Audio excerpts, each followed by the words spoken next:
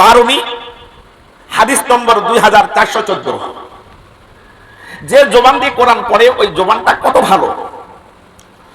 আন আবি হুরায়রা রাদিয়াল্লাহু তাআলা আনহু قال قال رسول الله صلى الله عليه وسلم إن الله تبارك وتعالى قرأ طه وياسين قبل أن يخلق السماوات والأرض بألف عام فلما سمعت الملائكة القرآن قال طوبى لأمة ينزل هذا عليها وطوبى لأجواف تحمل هذا وطوبى لألسنة تتكلم بهذا বলেন আল্লাহু আকবার। সাইয়্যিদনা আবু হুরায়রা রাদিয়াল্লাহু তাআলা আনহু থেকে বর্ণিত, তিনি বলেন রাসূলুল্লাহ সাল্লাল্লাহু আলাইহি ওয়াসাল্লাম ইরশাদ করেন, আল্লাহ তাআলা সূরাতু তাহা আর সূরাতু ইয়াসিন নিজেই তেলাওয়াত করেছেন। রাসূলুল্লাহ সাল্লাল্লাহু আলাইহি ওয়াসাল্লাম বলেন, এই কালাম এটা হলো আল্লাহর জাতি কথা, জাতের কথা।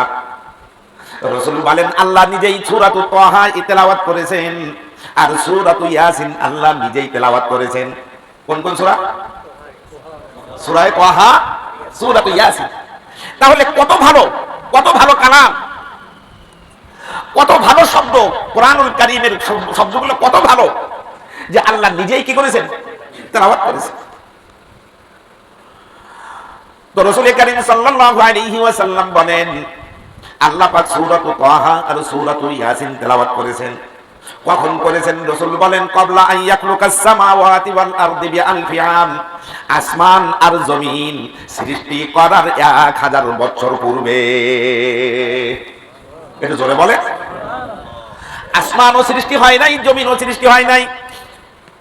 এই আসমান জমিন সৃষ্টি করার পূর্বে আল্লাহ পাক সূরাতু ইয়াসিন আর সূরাতু তাহা তেলাওয়াত করেছেন। আল্লাহ পাক যখন তেলাওয়াত করলেন, তেলাওয়াত করেছেন কাদের সামনে?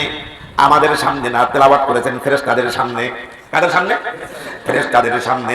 ফেরেশতাদের সামনে যখন তেলাওয়াত করলেন, ফালাম্মা সামিআতিল মালাইকাতুল কুরআন, আল্লাহর কণ্ঠে যখন ফেরেশতারা সূরাতু তাহা আর সূরাতু ইয়াসিন তেলাওয়াত শুনলেন। শ্রোতা কারা? ফেরেশতা। শ্রোতা কারা? ফেরেশতারা যখন শুনলেন তখন ফেরেশতারা এক বাক্যে বলে উঠলেন, ক্বালাত, ফেরেশতারা এক বাক্যে বলে উঠলেন, তুবা লি উম্মাতিন ইয়ানজিলু আলাইহা, এই সূরাতু তাহা আর সূরাতু ইয়াসিন ওই যে উম্মতের উপরে নাজিল হবে, অবতীর্ণ করা হবে, ওই উম্মতের কপাল বড্ড ভালো। সুবহানাল্লাহ। ওই উম্মতের কপাল ভালো যে উম্মতের উপরে কি নাজিল হবে? সূরাতু ইয়াসিন আর সূরা তাহা। সূরা ইয়াসিন, সূরা তাহা যার উপরে যাদের উপরে নাজিল হবে কপাল ভালো, তাদের খোশখবরি। ফেরেশতারা আবার বলেন ওয়াতুবা লিআজওয়াফিন তাহমিলু হাযা, আর যে সিনার মধ্যে সূরা তাহা সূরা ইয়াসিন ধরে রাখবে।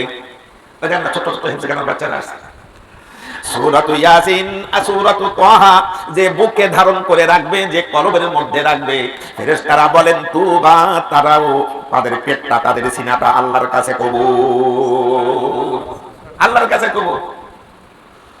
শুধু তাই নয়, ফেরেশতারা আবার বললেন ওয়াতুবা লিআলসানাতিন তাতাকাল্লামু বিহাদা, আর যে জবান দিয়ে সূরা তাহা পড়বে, সূরাতু ইয়াসিন পড়বে, সূরাতু তাহা পড়বে, সূরাতু ইয়াসিন পড়বে, যে জবান দিয়ে, ওই জবানটা বড় খুশখবরি, ওই জবানটা আল্লাহর কাছে কবুলিয়াতের জবান।